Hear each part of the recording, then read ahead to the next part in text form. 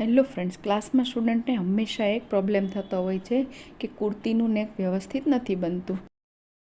તો નેકમાં ફિનિશિંગ ન આવવાના ઘણા બધા કારણો હોય છે. તેમાં કટિંગમાં પણ પ્રોબ્લેમ થતો હોય છે અને ઘણીવાર સ્ટિચિંગમાં પણ પ્રોબ્લેમ થતો હોય છે. તો આજના વિડીયોમાં આપણે એવું જ કંઈક જોવાના છીએ કે કેવી ભૂલથી સ્ટુડન્ટને નેકમાં ફિનિશિંગ નથી આવતું. તો વિડીયોમાં આપણે કટિંગ વખતે શું ધ્યાનમાં રાખવું અને સ્ટિચિંગ વખતે શું ધ્યાનમાં રાખવું તે બધું જ જોવાના છીએ. માટે ફૂલ વિડીયો વોચ કરજો જેથી તમે પણ આ જ રીતે નેકમાં ફિનિશિંગ લાવી શકો.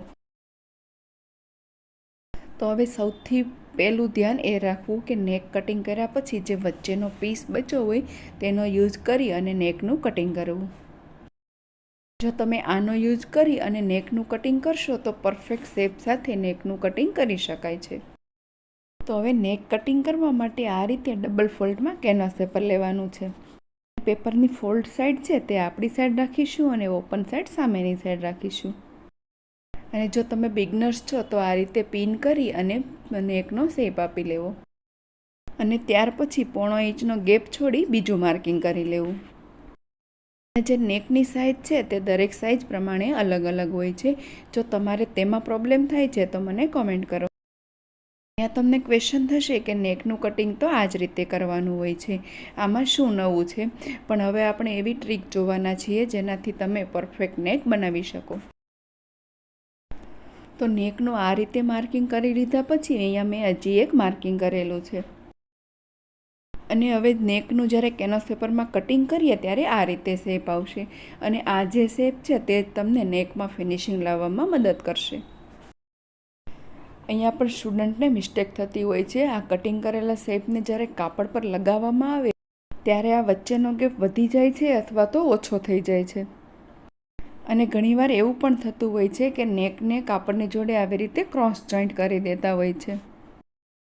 અને છેલ્લે જ્યારે નેકને કટિંગ કર્યા પછી કુર્તી જોડે જોઈન્ટ કરવામાં આવે ત્યારે તે કુર્તીના નેક જોડે વ્યવસ્થિત સેટ નથી થતું. અને ત્યારે સ્ટુડન્ટ સૌથી મોટી મિસ્ટેક કરતા હોય છે. અને નેકનો શેપ સેટ ન થવા છતાં ગમે તેમ કરી અને ત્યાં સિલાઈ લગાવે છે. અને બસ પછી જ કુર્તીનું નેક ખરાબ થાય છે. આ વિડીયોમાં જે ટિપ્સ બતાવેલી છે તે ટિપ્સ ફોલો કરી તમે કોઈ પણ શેપનો નેક બનાવતા હો તે બધામાં તે જ પ્રમાણે નેકનું ફિનિશિંગ આપી શકો છો. તો આગળ વિડીયોમાં આપણે નેકનું સ્ટિચિંગ પણ જોવાના છીએ અને શોલ્ડર કેવી રીતે જોઈન્ટ કરવા તે પણ જોવાના છીએ. માટે વિડીયો સ્કીપ કર્યા વિના જોજો. અને જો વિડીયો પસંદ આવે તો વિડીયોને લાઇક અને શેર પણ કરી દેજો. તો આજના વિડીયોમાં આપણે એક ક્વેશ્ચન પૂછીશું જેનાથી તમે તમારું કટિંગને લગતું નોલેજ વધારી શકો છો. વિડીયોમાં આપણે જે નેક બનાવેલું છે તે 40 સાઇઝની કુર્તીનું છે. તો આ સાઇઝમાં નેકની વિડ્થ કેટલી લેવી અને ડીપ કેટલું લેવું? ઈ નેક છે માટે નેકની વિડ્થ 3.5 લીધેલી છે અને નેક ડીપ 7 ઇંચ લીધેલું છે. અને હવે આગળનો વિડીયો તમારે બિલકુલ સ્કીપ કર્યા વિના જોવાનો છે જેથી તમે પણ આ જ રીતે નેકમાં ફિનિશિંગ લાવી શકો.